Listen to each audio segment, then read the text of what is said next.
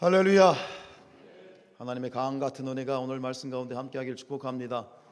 눈이 열려질지어다, 마음이 열려질지어다, 깨달아 주님을 만나시고 주님의 음성 꼭 듣고 돌아가시는 이 시간 되기를 주님의 이름으로 축복합니다. 다윗의 이야기가 계속되고 있네요. 다윗이 골리앗을 기적적으로 싸워서 넘어뜨렸습니다.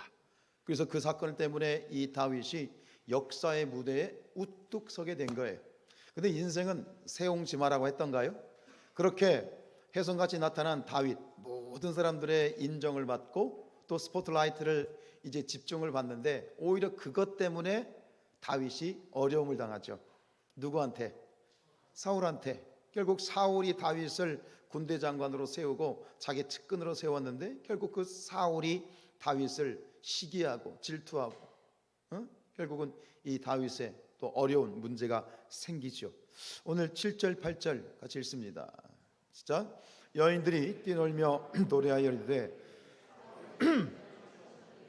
다윗은 만만이로다. 참 말이 멋지잖아요. 사울은 천천히고 다윗은 만만이다. 자, 이 말을 사울이 들었단 말이에요. 8절입니다.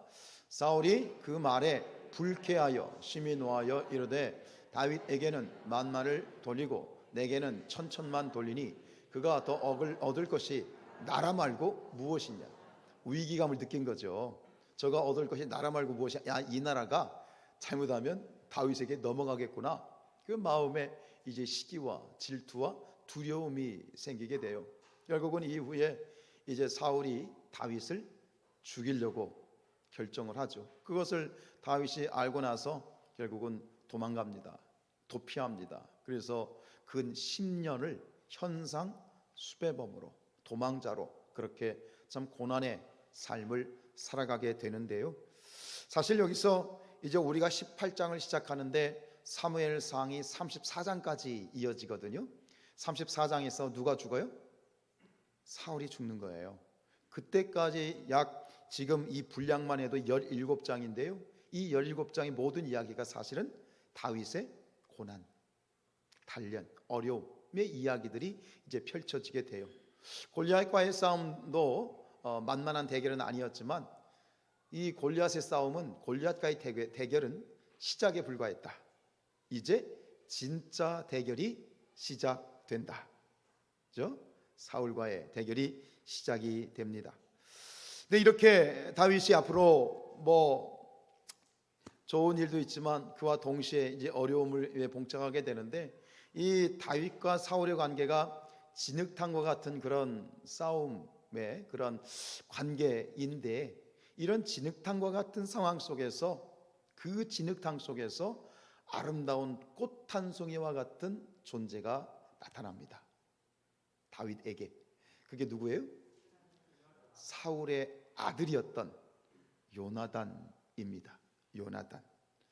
이 다윗에 대한 사울의 마음이 그 시기와 질투가 걷잡을 수 없이 그렇게 치닫고 있을 때 그 속에서 이 다윗과 요나단이 서로 친구가 되어지고 또 영혼의 친구가 되어지는데 그 둘의 이 우정이 정말 눈물겹도록 아름답게 펼쳐집니다. 그래서 성경에서 이 다윗과 요나단 하면 무엇을 상징합니까? 우정을 상징합니다. 다윗과 요나단이 그러면 우정의 대명사로 그렇게 이제 상징되어지고 있어요. 오늘 말씀을 함께 나누면서 이제 두 친구의 다윗과 요나단의 우정에 관한 이야기를 이제 하게 될 텐데 저는 이 말씀을 준비하고 또 지금 이렇게 설교를 하면서 기도하는 제목은 우리 사랑하는 성산의 모든 가족들에게 특별히 우리 자녀들에게 이런 아름다운 만남의 축복이 있기를 축복합니다. 특별히 친구의 만남. 친구의 만남. 사실 친구라고 하는 것이 동년배라고 하는 그런 의미를 넘어서 나이가 틀려도 이런 남녀노소를 무론하고 이런 아름다운 친구의 만남이 우리 성산의 모든 가족들에게 있어지기를 축복합니다. 1절 말씀 시작하겠습니다. 시작.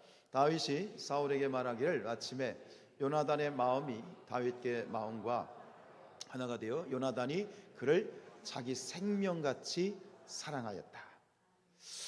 자기 생명같이 사랑했다. 참 멋진 말인데, 여러분 혹시 이런 삶에 여러분 주변에 여러분을 생명같이 사랑하는 그런 친구 같은 존재가 있습니까? 오늘 이 다윗이 골리앗과의 싸움을 이제 치르고 승리하였을 때 그 모습을 보고 있던 사울의 아들 요나단의 마음에 한눈에 그냥 다윗이 마음에 쏙 들어온 것 같아.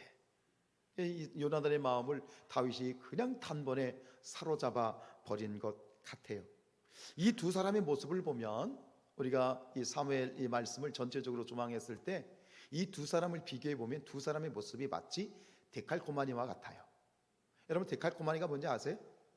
우리가 옛날에 미술 시간에 한쪽 도화지에다가 물감 칙칙칙 짜가지고 이걸 반으로 딱 접었다가 피면 서로 똑같이 펼쳐지잖아요. 이게 데칼코마니예요. 그러니까 이 요나단과 다윗의 모습이 바로 데칼코마니와 같이 너무 닮아 있어. 약 20년 전에 역시 블레셋하고 이스라엘이 대치하였을 때 그때 그 믹마스 전투에서 아무도 나서지 않을 때 누가 나섰어요? 요나단이 자기 무기 든 부관 하나 데리고 적진으로 그냥 가잖아요. 쳐들어가잖아요. 그리고 한꺼번에 도착하자마자 20명의 군사들을 도륙하고 그로 인하여 그것이 동기가 되어서 이스라엘이 와 하고 나가서 싸우더니 결국 그 블레셋을 괴멸시키죠. 근데 오늘 이 엘라 골짜기에서도 똑같아요. 역시 블레셋 골리앗 앞에서 이스라엘이 꼼짝 못하고 있을 때 누가 나서요? 다윗이 나가서 이 골리앗을 넘어뜨렸더니 다시 그것 때문에 이스라엘 군대가 용기를 얻어서 힘을 얻어서 와 하고 나가서 블레셋을 괴멸시키죠. 두 사람의 모습이 참 이처럼 닮아 있어요. 이것이 오늘 그들의 우정에 기가 막힌 그러한 이 접촉점이 되지 않나 생각이 돼요. 오늘 1절 말씀에 보면 이 그 마음이란 단어가 몇 번 나와요? 2번 나와요. 그죠? 요나단의 마음, 다윗의 마음. 그리고 뒤에 보면 생명이란 단어가 표현이 나오거든요. 근데 재밌는 건 뭐냐면 이 원어에 보면 마음과 생명 이 세 개의 단어가 똑같은 그러한 히브리어 단어를 사용해요. 그게 뇌핏이라고 하는 단어예요. 이 뇌핏이라는 말은 똑같은 원어인데 우리 한글 성경에는 번역이 2개로 되어 있잖아요. 어쨌든 간 그래가지고 이 뇌핏이라고 하는 이 원어는 생명, 영혼, 존재라는 뜻인데 그 영어 성경을 보면 킹 제임스 버전을 보면 이 뇌핏이가 뭘로 번역되냐면 다 soul, 영혼으로 되어 있어요. 영어 성경은 모두 영혼. 다윗의 요나단의 영혼이 다윗의 영혼과 하나가 되어 그 다윗의 영혼을 뭐처럼? 자기 영혼처럼 사랑했다. 이렇게 번역이 되겠죠. 그리고 여기서 하나가 되었다. 두 마음이 요나단의 마음과 다윗의 마음이 하나가 되었다는 뜻인 이 말은 또 어떤 의미가 있냐면 두 개의 가닥, 두 개의 끈이 꽉 묶여가지고 이 하나로 묶여진 상태. 이게 하나가 되었다는 뜻이에요. 결국은 어떤 말이 되느냐? 이 요나단의 영혼과 다윗의 영혼이 하나로 묶여져서 이 요나단이 다윗의 영혼을 자기 영혼처럼 끔찍하게 사랑하였더라. 이것은 뭐예요? 둘의 친구의 관계는 영혼의 친구, 생명의 친구, 운명 공동체가 된 거예요. 참 아름답죠. 여러분, 여러분들의 삶 가운데 이런 영혼의 친구, 그런 친구가 있으세요?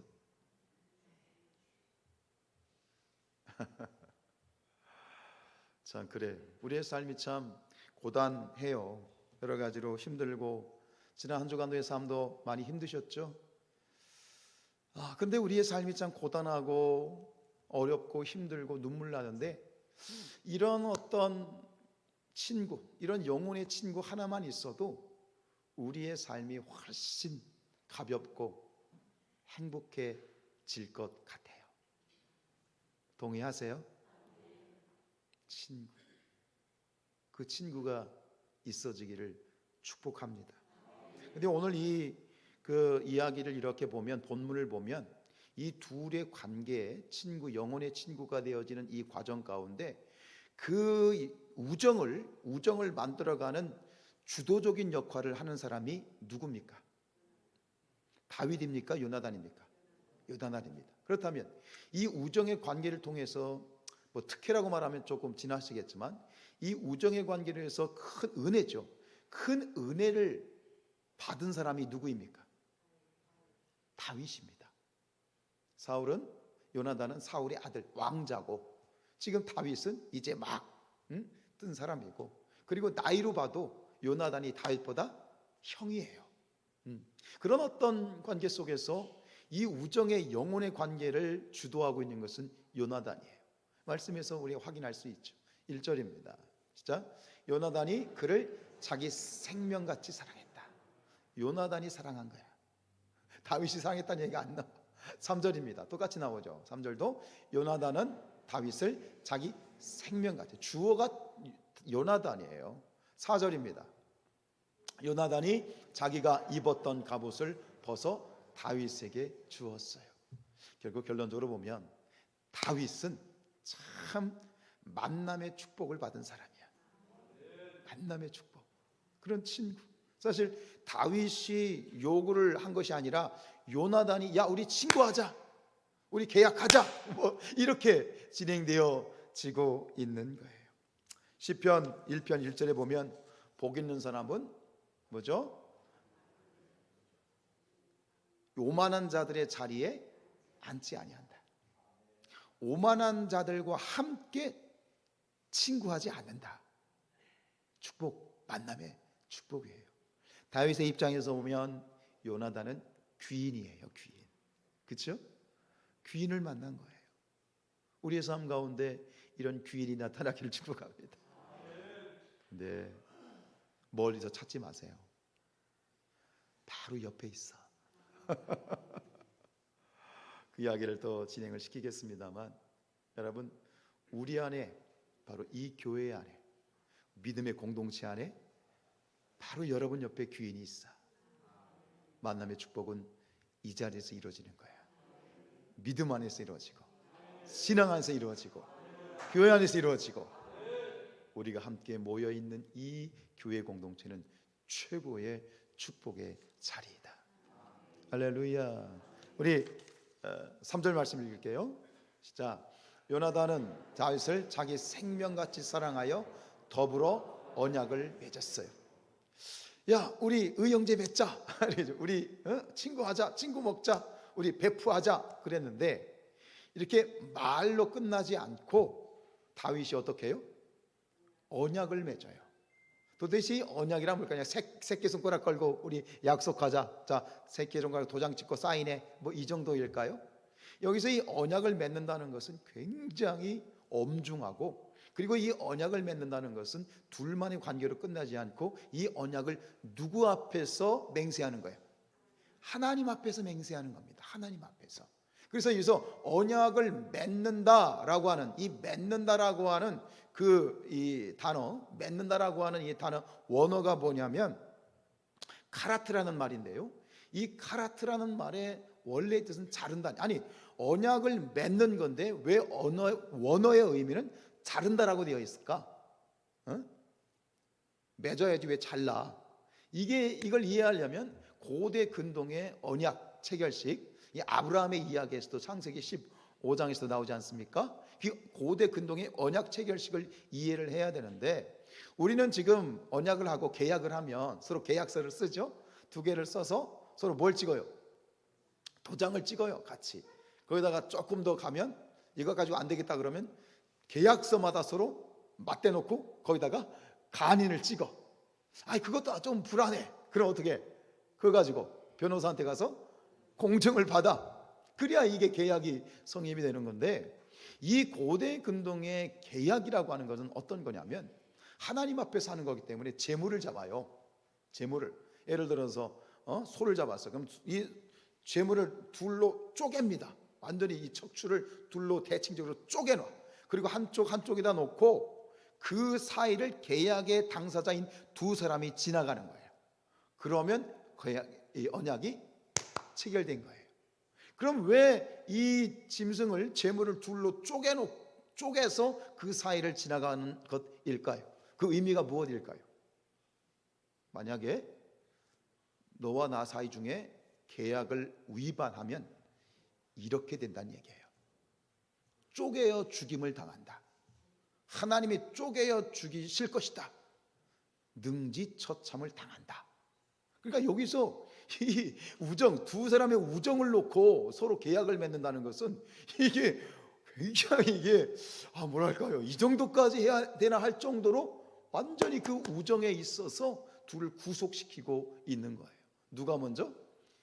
요나단이 먼저 주도적으로 이렇게 하고 있는 거예요. 우리 20장 42절 말씀을 한번 보죠. 시작.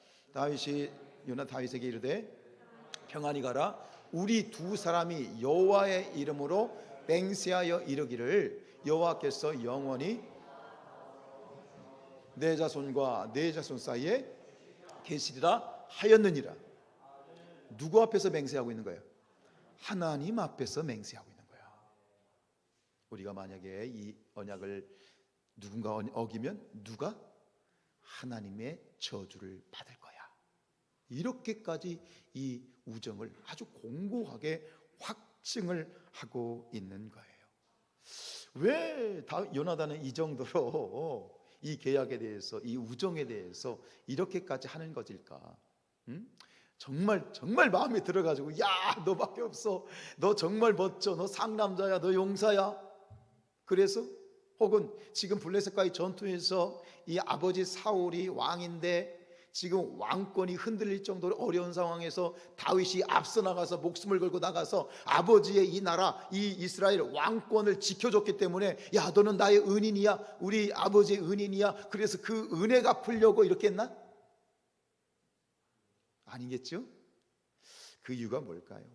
여러분, 우리가 아는 것처럼 이 요나단에게 다윗은 정치적으로 보면 어떤 존재입니까? 정적입니다. 정치적인 라이벌입니다. 그러니까 이 다윗에게 요나단에게 다윗은 경계 대상 1호예요. 내가 왕이 될 수 있는데 다윗 때문에 왕이 못 되는 거예요. 근데 그런 거 안중에도 없어요. 그 안중에도 없어요. 도대체 이게 뭐냐? 결국 이 계약을 맺은 후에 다윗이 무사히 이제 도피할 수 있도록 요나단이 계속 돕죠. 다윗이 어떤 위기의 순간마다 요나단이 지혜를 짜내서 그 죽음의 순간으로부터 살려주고 마침내는 도피할 수 있도록 도와줘요. 아버지가 다윗을 미워하는 것을 보고 너무너무 슬퍼해요. 아버지가 왜 저러실까? 다윗을 모독했다라고 이렇게 표현하고 있는데, 성경은 다윗을 아버지 사울이 모독하는 것을 듣고 너무너무 마음이 슬퍼해요. 그리고 다윗도 어떻게 합니까? 다윗도 결국 요나단이 블레셋과의 전투에서 이 사무엘상 34장에 가면 거기서 사울도 죽고 사울의 아들들도 다 죽잖아요. 요나단도 죽잖아요. 그 전사의 소식을 듣고 다윗이 애가를 부르면서 슬퍼하면서 통곡을 해요. 저는 그때 이 다윗이 이 영혼의 친구인 요나단의 죽음을 슬퍼할 때 그 흘렸던 눈물이 그냥 눈물이 아니라 피눈물이었을 것이다 라는 생각이 들어요. 피눈물을 흘렸다.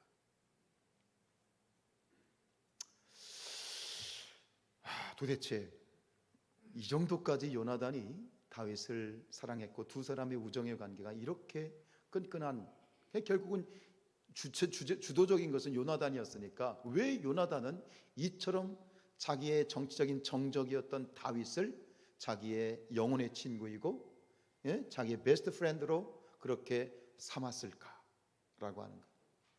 의외로 답은 너무나도 정확하죠. 전 그렇게 생각해요. 요나단이 보았던 건 뭐예요? 다윗이 믿음의 사람이었기 때문이다. 그리고 요나단은 다윗 안에서 하나님의 살아계심을 발견했기 때문이다 라고 저는 그렇게 생각을 해요. 유유상종이라는 말이 있잖아요. 뭐 눈에는 뭐만 보이는 거예요. 고수의 눈에는 고수가 보여.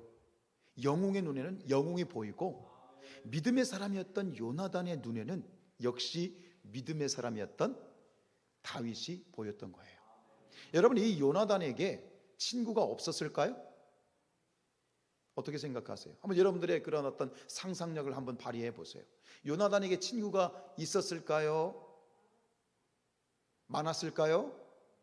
아니면 엄청 많았을까요? 여러분, 이 요나단은 왕자입니다. 왕자. 일국의 왕자예요. 생각해 보세요. 왕자입니다. 잘 나갑니다. 인싸입니다. 그럼 주변의 사람들이 꼬이지 않을래야? 꼬이지 않을 수 없는 사람이에요.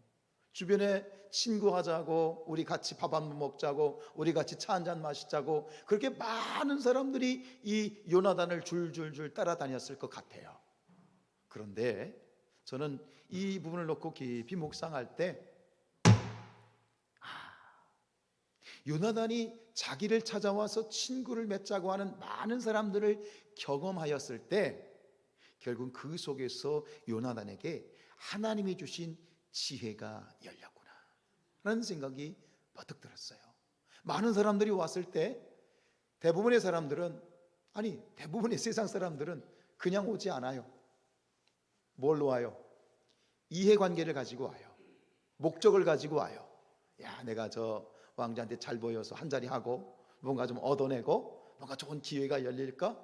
그러다 보니 이 요나단의 마음에는 그 오는 모든 이들 속에서 진실한 사람을 아마 보지 못했을 거예요. 근데 어느 순간 이 요나단이께 주신 하나님의 지혜, 요나단이 깨닫게 된 것은 바로 이거라는 거예요. 그렇구나. 진정한 친구는 세상 속에 없구나. 진정한 친구는 믿음을 가진 사람이구나.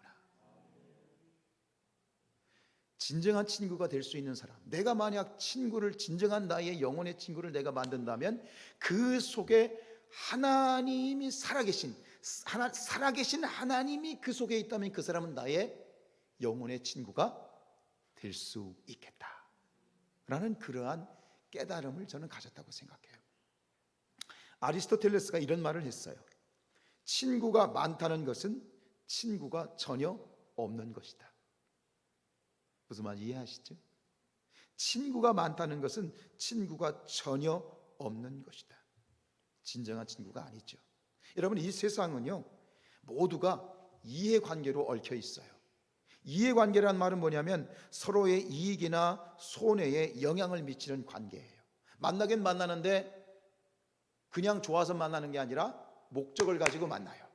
나에게 뭔가 이득이 되고 내게 도움이 되고, 그래서 내가 달면 삼키지만 기꺼이 쓰면 기꺼이 뱉어버려요.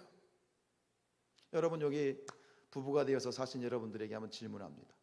여러분들은 여러분들의 이불 덮고 사는 그 사람이 뭐가 좋아서 여러분들은 부부의 연을 맺으셨습니까? 네? 갑자기 생뚱맞은 질문하네. 만약에 사랑이라고 하는 것이 조건이 있어서 그 사람을 사랑하고 어떤 조건이 있어서 그 사람을 내 아내와 남편으로 삼았다면 그 사랑은 반드시 금이 가거나 깨질 수밖에 없습니다. 사랑이라고 하는 것은 조건이 없습니다. 사랑에는 이해관계가 없습니다. 그냥 그 사람을 봤더니 눈에 콩깍지가 씌어서 그냥 좋은 겁니다. 별로 아멘을 안 하시는 거 보니 목적이 없습니다.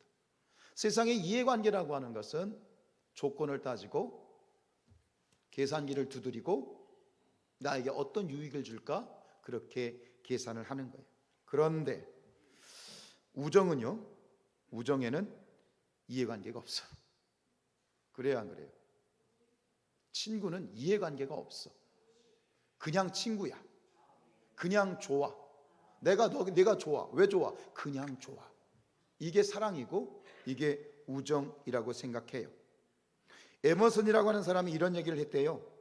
오랜 친구들이 주는 축복 중에 하나는 당신이 그들과 함께 일 때 바보짓을 해도 괜찮다는 것이다. 친구는요, 아무리 나이 먹고 80, 90 먹어도 친구끼리 있으면 애가 되잖아요. 바보가 되잖아요. 왜요?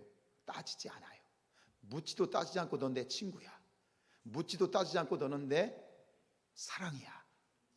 여러분, 이 우정이라는 것과, 잘 들으세요, 우정이라는 것과 신앙이라고 하는 것이 똑 닮아 있습니다. 우정이라는 것과 우리 교회 신앙생활이 너무나도 색깔과 특징이 같습니다. 역시 우정이라는 것이 이해관계가 없는 것처럼 우리의 신앙생활도 이해관계로 신앙생활하는 것이 아닙니다. 우리가 교회 안에서 한 형제 자매된 우리 교회 공동체 안에 모였을 때 우리가 서로를 바라보면서 이해관계로 만나지 않습니다. 만약 교회 안에서 신앙생활하면서 뭔가 계산기를 두드리고 이해관계로 만약 이 자리에 앉아 계시다면 그분은 이 자리에 오래 있을 수가 없습니다. 그죠? 오직 하나님에 대한 사랑과 그 사랑을 받은 자로서 우리는 기꺼이 나와 함께하고 있는 믿음의 형제 자매들을 사랑해주고 나누어주고 베풀어주고 도와주고 싶고 잘 되기를 바라고 그들을 위해서 기도해 줍니다. 누가 돈을 주는 것도 아니야. 누가 뭔가 주는 것도 아니야. 나에게 뭐 이익이 생기는 것도 아니야. 그런데 놀라운 건 뭐냐면 이 교회 안에 이 안엔 한 형제, 예수 그리스도 안에서 한 형제 자매가 되었다는 이 이유 하나만으로 우리는 기꺼이 사랑해주고 때로는 기꺼이 희생을 감수해주고 그렇지요? 그래서 우정과 신앙은 너무 닮아 있어.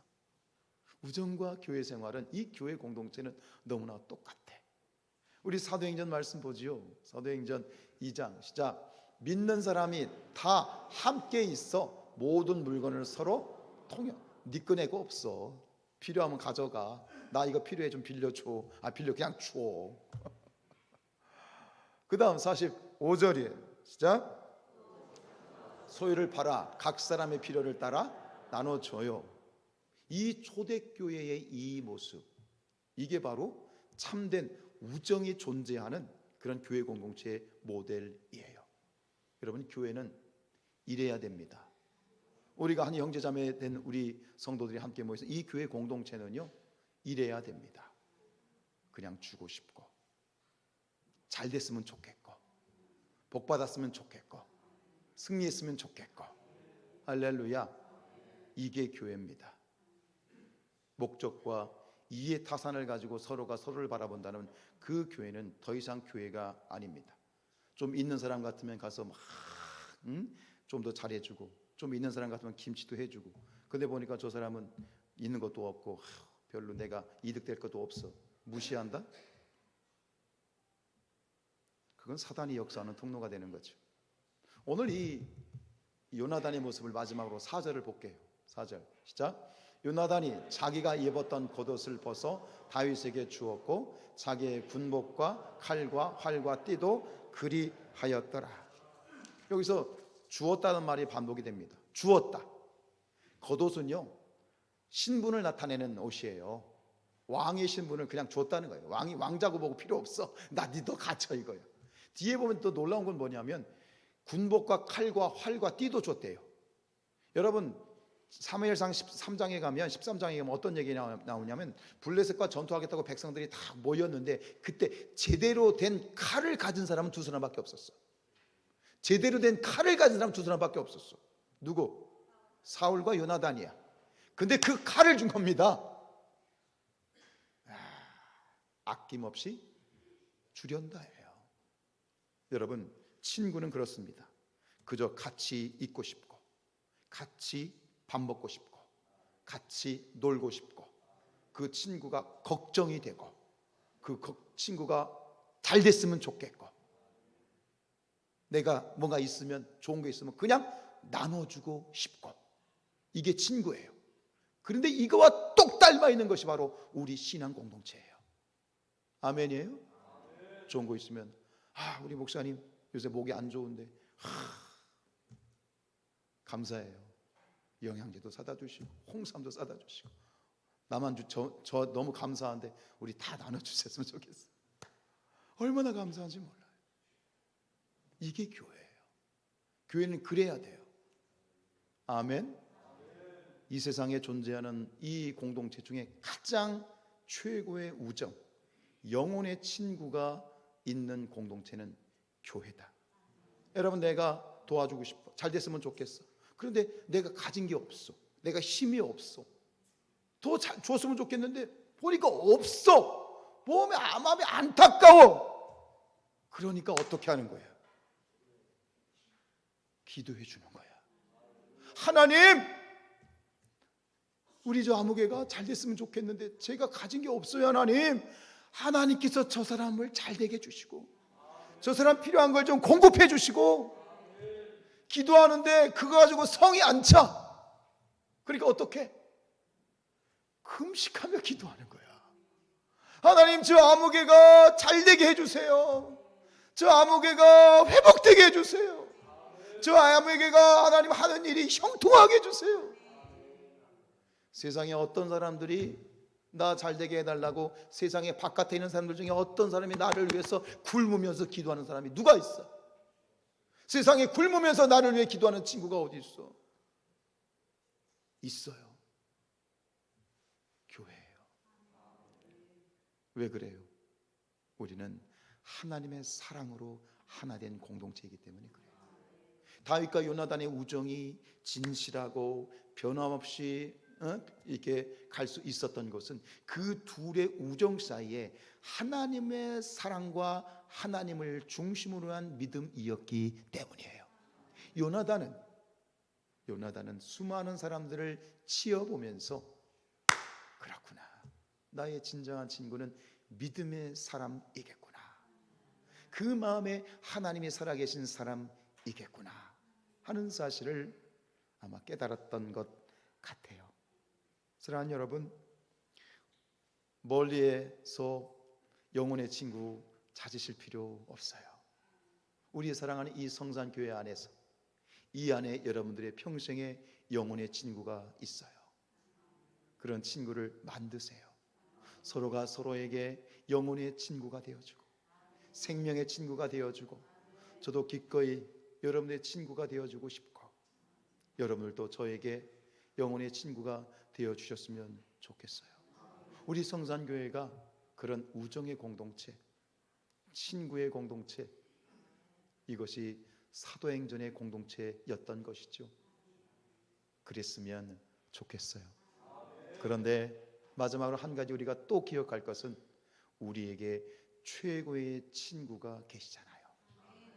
누구예요? 예수님이요. 왜 예수님이 우리의 최고의 친구가 되실 수 있죠? 자, 요한복음 15장 34, 13절 시작. 사람이 친구를 위하여 자기 목숨을 버리면 이보다 더 큰 사랑이 없어.